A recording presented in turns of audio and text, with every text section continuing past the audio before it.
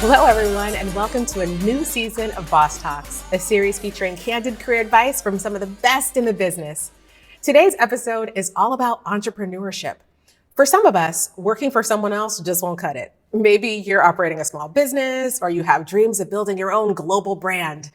Being your own boss definitely has its perks, but it also comes with its own set of unique challenges. So today we're going to take a deeper look into everything you need to know about running your own show. To give us the inside scoop, I've invited my good friend and founder of a brand I absolutely adore, Carissa Bodner, founder and CEO of Thrive Causemetics. Carissa, welcome to Boss Talks. So glad to have you here. Thank you so much for having me, Ebony. Now, Carissa, I'm excited to have you here for so many reasons. As you know, I am a major fangirl of Thrive, so this is going to be a lot of fun. So I think for everyone else, can you start by telling us what made you want to become an entrepreneur? Yes. And before I get into that, the feeling is absolutely mutual. We're talking about Boss Talks, and we've got the ultimate boss, Ebony, hosting us. So thank you so much for having me today. And really, the journey for starting Thrive Causemetics was one that was built out of purpose. I was working in the beauty industry in product development. I started in the beauty industry as a makeup artist, but I really wanted to create a brand that was about more than just selling makeup and skincare, and that was about helping people and empowering the world. And so from the very beginning, Thrive Causemetics was built out of this vision of being bigger than beauty.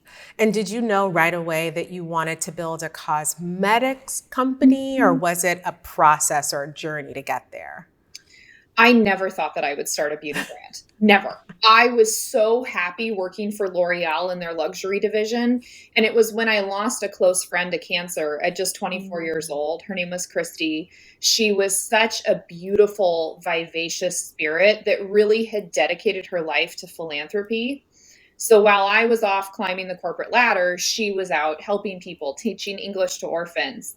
And after Christy passed, I was inspired by her life and the way that she packed so much thriving into 24 years. I knew that I needed to do the same thing.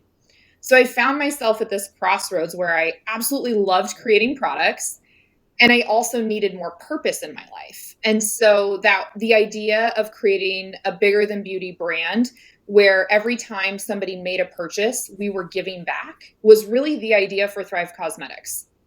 Oh, I love that. And thank you for sharing such a personal, heartwarming story. Now, I know that a lot of people want to be entrepreneurs, but they have a hard time just focusing in on one thing. What is your advice to those folks out there for just figuring out what they want to focus on? It's a great question. And honestly, it sounded crazy to me when I heard this, but early on, I heard Mark Cuban say, you can drown in opportunity as an entrepreneur. Mm-hmm. And I thought, oh my gosh, for those first couple of years, we had no customers, no retailer was interested in carrying us. So I was like, how can anyone drown in opportunity? We had no press. But once you start to get the business going, you really have to maintain a laser focus on your greater purpose.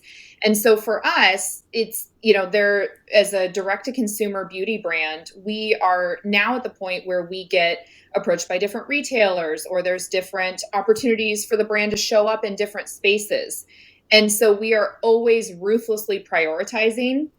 And in those early days, I had to prioritize because it was like, do I work on the formulas, or do I go try to get carried at retail, or do I go knock on the door of this magazine to try and get them to talk about us? And so writing down my daily priorities was really, really helpful, because things as an entrepreneur, especially in the beginning, are changing by the minute, by the day, and you're constantly having to look at your priorities to make sure that you're focused on that end goal. I love that. I recently posted something that talked about my to-do list and my to-don't list. Yes. And that's my process for ruthlessly prioritizing. They're the things that I absolutely know I need to do. But for someone like me, I'll still think about all the other things, right? So then I'll put those on the to-don't list, and those things may come onto the to-do list for another day. But just for today, those are the things I'm not going to do, so I can focus on the things I really need to prioritize. So I love that. And thank you for sharing it. So I know for some people too, being your own boss might sound very glamorous, but it can be, I love that you laugh. You're like, okay. But it can be really scary to take that first step. So can you just share with us what that experience was like for you, and how did you make that jump from L'Oreal to, Thrive Causemetics? By working a full-time job, it helped me, of course, financially to fund the company. It also really helped me emotionally because entrepreneurship is really lonely. The other thing that really kept me going was our cause. So in the beginning of Thrive Causemetics, I donated 1,000 pairs of our false lashes and adhesive to women who were going through cancer treatment.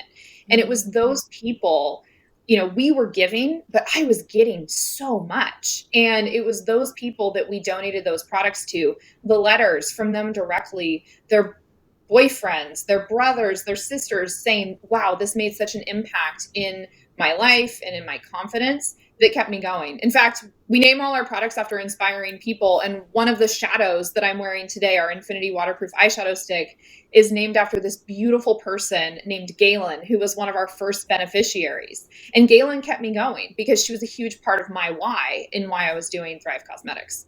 Now, entrepreneurship is a lot of hard work. I think we've stressed that a lot. And I think that some people may not be prepared for that. So even just despite being a 7-8-year-old company, you still make many of the products yourself. And I know that you've made some of the formulations in your own kitchen.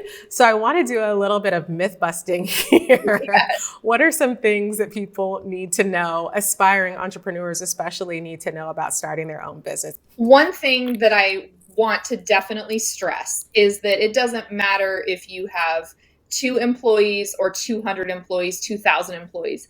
Nothing can be beneath you as an entrepreneur.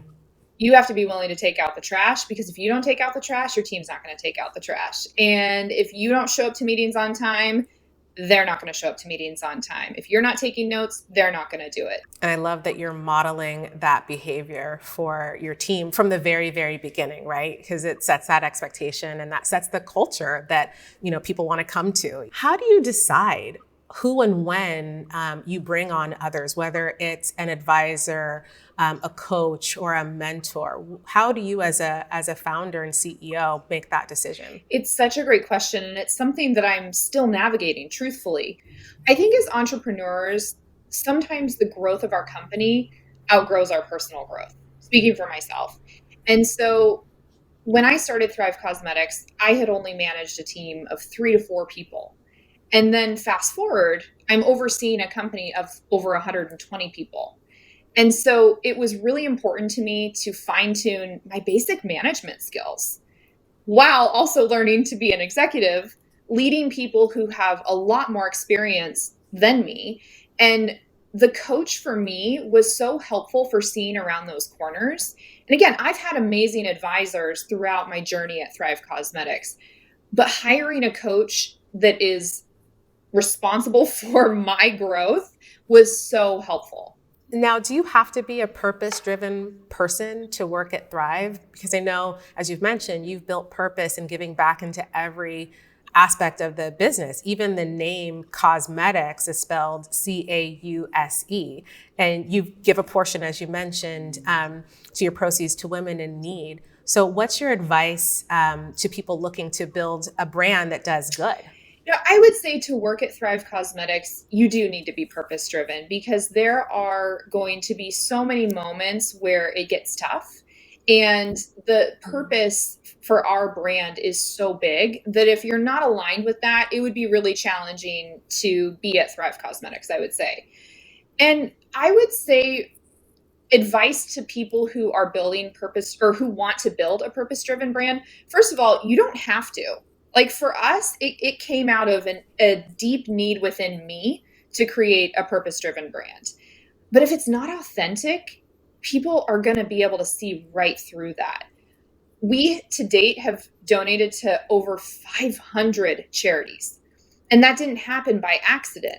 That came from our team, our amazing team at Thrive Causemetics, our customer base, our community, giving partners we call our charities giving partners, who are recommending one another, who collaborate with one another. So I really think that authenticity in your cause is really important if you are going to be a purpose-driven brand.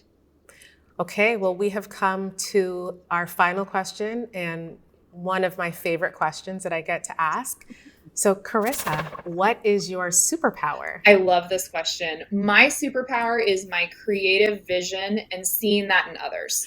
Well, thank you, Carissa, for joining us. Your story is just extremely inspiring, and I love what you're building at Thrive Cosmetics. And I want to just thank you for empowering all of us, and especially those aspiring entrepreneurs here at Boss Talks with your information that you shared today. I hope you all were taking really good notes because there were so many gems in what you shared. Thank you so much, Ebony. Such an honor to be here today.